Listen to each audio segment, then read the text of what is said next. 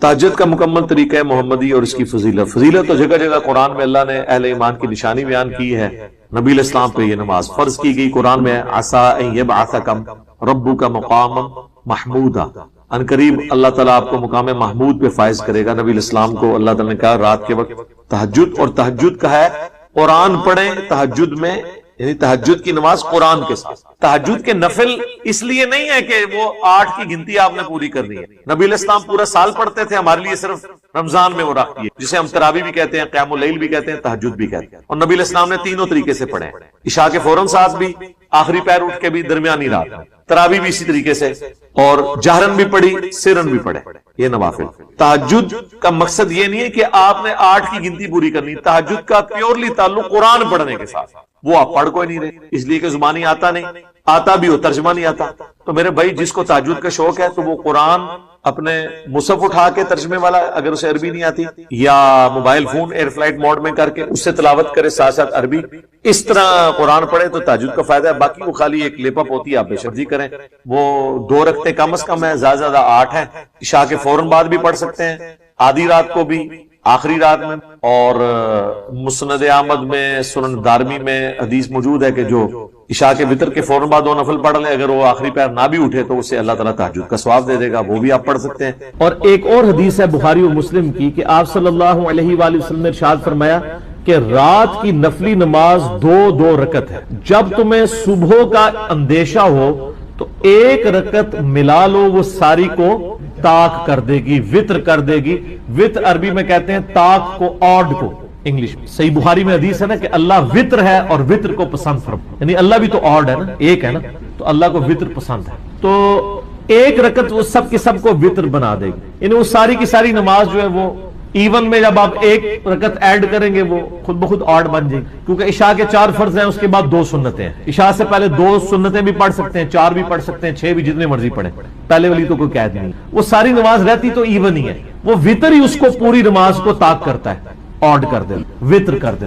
اب یہ جو حدیث ہے کہ اپنی رات کی آخری نماز کو وطر بناؤ، اس کے 2 مطلب ہو سکتے ہیں. ایک تو ڈائریکٹ مطلب ہے کہ وطر آخر میں ادا کرو، اور اس کو سپورٹو وہ حدیث بھی ہو جاتی ہے کہ 2 جمع 2 جمع 2 اینڈ پہ 1 پڑھ لو. لیکن اس میں الفاظ ہے کہ جب صبح کا اندیشہ ہو جائے، یعنی بالکل آخری پیر میں، تو ظاہر جب آپ آخری پیر میں اٹھے ہوئے اور آپ نے رات کو وطر نہیں پڑھا ہوا تو وطر تو اینڈ بھی پڑھنا چاہیے. بالکل ٹھیک ہے. دوسرا معنی اس کا یہ ہو سکتا ہے کہ اپنی رات کی نماز کو وطر بناؤ، یعنی الٹیمیٹلی تمہاری نماز رات کی طاق ہی ہونی چاہیے at the end of the day یا at the end of the night.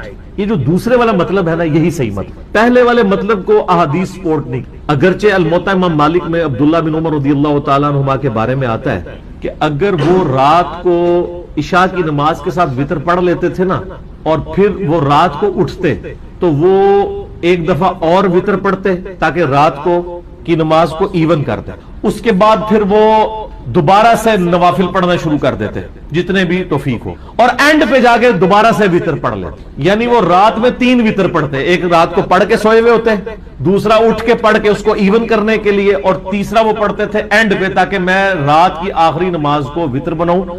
عبداللہ بن عمر یہی فارم لیا کرتے تھے کہ اپنی رات کی نماز کو وطر بناؤ سے مطلب یہ ہے کہ وطر اینڈ پہ پڑھنے سے. یہ انہوں نے فارم لیا ہوا تھا، اور یہ فارم ان کا احادیث سے سپورٹنگ نہیں تھا، ان کا ذاتی فارم تھا. کیونکہ مسند ابن الجعد، آپ کو پتا نا ابن الجعد ایک محدث ہے، احمد بن حنبل کے استاد ہیں، ان کی بھی ایک مسند ہے. اس میں یہی جب روایت آتی ہے نا الموطا امام مالک والی، تو اس میں عبداللہ بن عمر خود کلیئر فرماتے ہیں کہ یہ جو میں اجتہاد کرتا ہوں نا کہ میں رات کو 3 دفعہ وطر پڑھ لیتا ہوں، پہلے وطر پڑھے پھر اس کو ایون کیا، وطر پڑھ کے پھر اینڈ پہ وطر، یہ میری ذاتی رائے ہے. میں نے نبی علیہ السلام یا خلفائے راشدین کو ایسا کرتے ہوئے نہیں دیکھا. تو جب کسی کی ذاتی رائے ہے نا تو وہ پھر خطا بھی کھا سکتا. اگرچہ وہ جو حدیثیں ہیں کہ نماز آخری وطر بناؤ، اس کے راوی عبداللہ بن عمر ہیں، اوورال رول یہی ہے کہ جو راوی حدیث ہے وہ اپنی حدیث کے فہم کو جانتا ہے. لیکن یہاں راوی حدیث خود کہہ رہا ہے کہ یہ فہم میں جو بنا رہا ہوں نا نبی علیہ السلام سے نہیں میں نے سیکھا، میرا ذاتی ہے. تو سر غلطی ہو جاتی ہے، اور اس مسئلے میں ان کو ہوگی غلطی.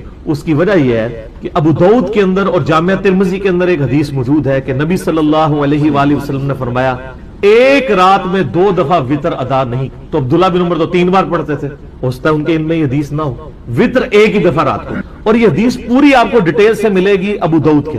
امام ترمذی تو اتنی حدیث لے کے آئے اور ساتھ امام ترمذی نے پھر کمنٹس کی. سر کمال. امام ترمذی حدیث لے کے پھر بتایا کہ علماء اور صحابہ میں اختلاف پایا جاتا ہے اس حدیث کے تحت کہ چونکہ رات میں وطر 2 دفعہ نہیں پڑھے جا سکتے، لہٰذا وہ کہتے ہیں وہ جو حدیثیں ہیں کہ نماز کو آخری نماز کو وطر بناؤ، تو اس کا مطلب یہ ہے کہ اگر کوئی یہ مطلب لیتا ہے، ان کا بعض لوگ یہ مطلب لیتے ہیں کہ وطر کے بعد کوئی نماز ایڈ نہیں کر سکتے.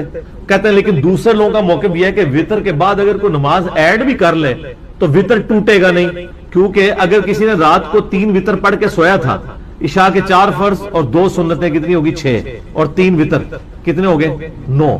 اس کے بعد رات کو اٹھ کے وہ 2 نفل پڑھ بھی لے تو کتنی ہوگی ٹوٹل 11. تو وطر تو نہیں ٹوٹا، وطر ہی رہا. 2 اور پڑھ لے 13، جتنی مرضی پڑھتا جائے وطر ٹوٹے گا نہیں. تو امام ترمذی کہتے ہیں ایک فہم یہ ہے، اور امام ترمذی کہتے ہیں یہی فہم صحیح ہے. اور وہ کہتے ہیں یہ فہم اس لیے بھی صحیح ہے کہ خود نبی علیہ السلام بھی وطر کے بعد 2 نفل پڑھا کرتے تھے. اور پھر وہ آگے حدیثیں لے کے آئے کہ سیدہ ام سلمہ اور سیدہ عائشہ صدیقہ رضی اللہ تعالی عنہا سے روایت ہے کہ نبی صلی اللہ علیہ وآلہ وسلم وطر کی نماز کے بعد 2 نفل پڑھا کرتے تھے. اور یہ جو حدیث ہے نا ترمذی میں، یہ حدیث صحیح مسلم میں بھی موجود. صحیح مسلم میں حدیث ہے کہ سیدہ ام سلمہ سلام اللہ علیہا کہتی ہیں کہ نبی علیہ السلام ہمیشہ وطر کی نماز کے بعد 2 نفل بیٹھ کے پڑھا کرتے تھے. اور صحیح مسلم میں ہی ہے کہ اما عائشہ رضی اللہ تعالیٰ عنہا و سلام اللہ علیہا کہتی ہیں کہ ان سے کسی نے آ کے پوچھا کہ نبی علیہ السلام کا اخلاق کیسا تھا. انہوں نے کہا قرآن نہیں پڑھتے، قرآن ہی نبی علیہ السلام کا اخلاق تھا. پھر اس نے پوچھا کہ نبی علیہ السلام کی رات کی وطر کی نماز کیسی تھی، تو وہ کہتی ہیں کہ نبی علیہ السلام 9 رکعت وطر پڑھا کرتے تھے، جس میں 8ویں رکعت میں بیٹھتے تھے. اس کے بعد اس میں 8ویں رکعت میں درود شریف دعاؤں کے بعد پھر کھڑے ہو جاتے تھے، پھر 9ویں میں بیٹھ کے درود شریف دعاؤں کے بعد سلام پھیر دیتے تھے، اور پھر اس کے بعد 2 نفل بیٹھ کے پڑھا کرتے تھے. پھر جب آپ بوڑھے ہو گئے تو پھر آپ علیہ السلام نے 7 رکعتیں پڑھنا شروع کر دی وطر کی، اور جس میں آپ 6ٹھی رکعت میں بیٹھتے تھے اور 7ویں رکعت میں، اور پھر سلام پھیرنے کے بعد 2 نفل بیٹھ کے پڑھا کرتے تھے. تو جو امام ترمذی نے لکھا وہ صحیح مسلم میں بھی موجود ہے، دونوں حدیثیں ام سلمہ سے بھی اور اما عائشہ سے، کہ نبی علیہ السلام وطر کے بعد 2 نفل بیٹھ کے پڑھا کرتے. اچھا، یہ ترمذی کی ڈیٹیل میں نے آپ کو یہ حدیثیں بتا دی.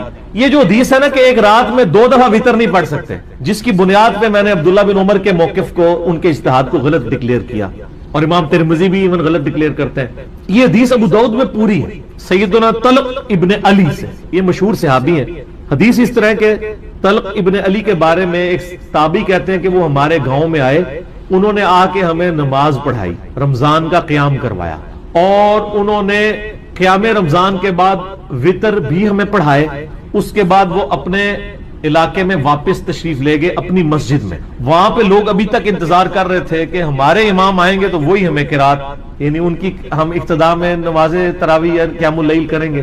تو وہاں جا کے طلق ابن علی نے دوبارہ سے قیام اللیل کروایا اپنے گاؤں کے لوگوں. اور جب وطر کی باری آئی تو طلق ابن علی نے مصلی چھوڑ کے کہا کہ اپنا امام کھڑا کرو، کیونکہ میں نے نبی علیہ السلام سے سنا ہے کہ ایک رات میں 2 دفعہ وطر نہیں پڑھے جا سکتے، تو میں تو وطر پڑھ چکا ہوں. اس حدیث سے بے شمار مسائل نکلتے. نمبر 1، طلق ابن علی نے ایک مسئلہ یہ کلیئر کر دیا کہ جو رات کو وطر پڑھ چکا ہے اس کے بعد وہ جتنے مرضی نفل پڑھے اس کا وطر نہیں ٹوٹے گا.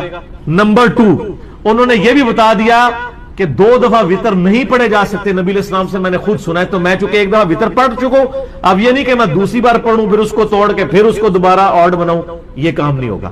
اور نمبر 3، قیام اللیل کی تعداد کے بارے میں کوئی جھگڑا نہیں ہے. اگر اہل حدیث کہتے ہیں جو 11 سے زیادہ رکھتے نہیں پڑھنی ہے، تو چلیں ہم مان لیتے ہیں کہ طلق ابن علی نے 11 رکھتے پڑھائی تھی ادھر، تو 8 پھر آگے پیچھے پڑھائیں گے، کتنی ہوگی 19-20 نیڑے پہنچ ہی گئے نا.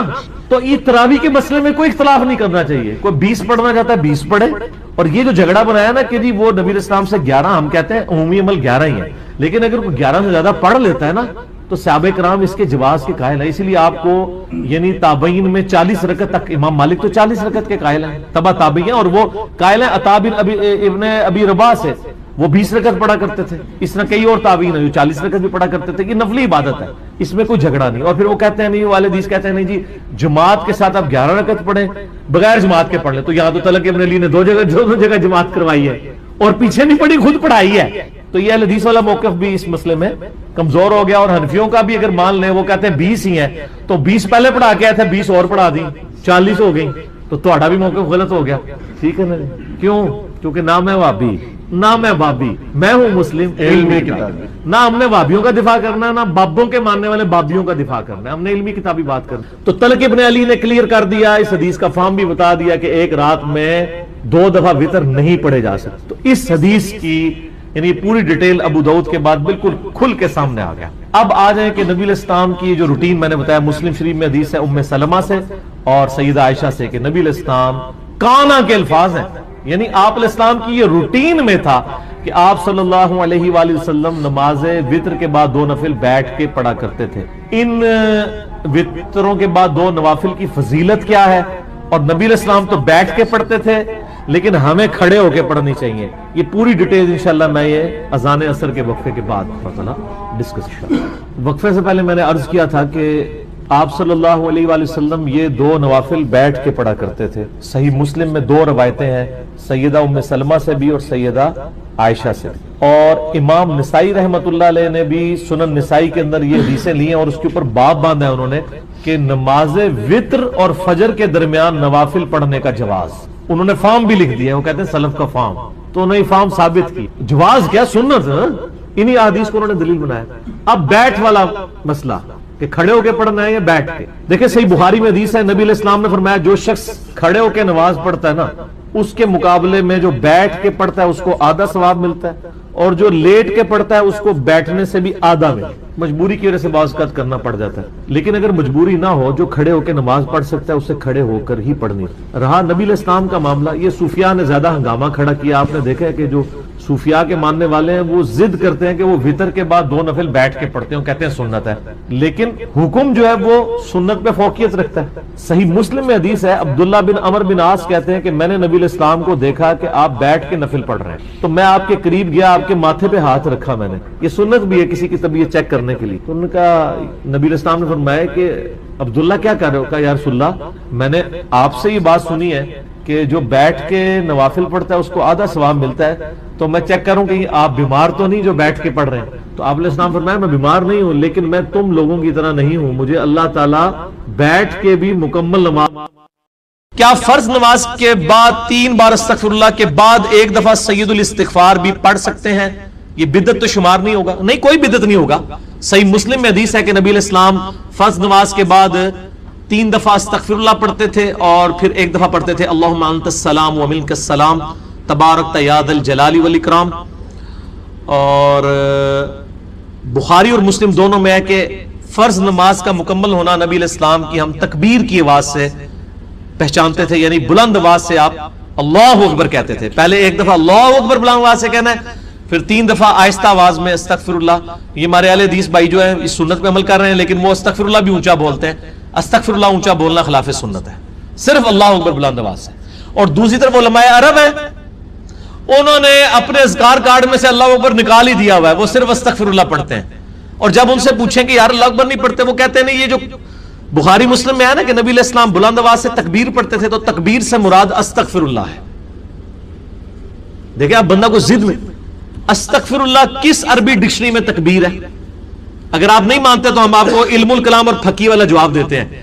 بخاری مسلم میں حدیث ہے، حضرت ابو ہریرہ کہتے ہیں کہ نبی علیہ السلام جب نماز شروع کرتے تو تکبیر کہتے، جب رکوع میں جاتے تو تکبیر کہتے، جب رکوع سے سر اٹھاتے تو سمیع اللہ لمن حمیدہ رب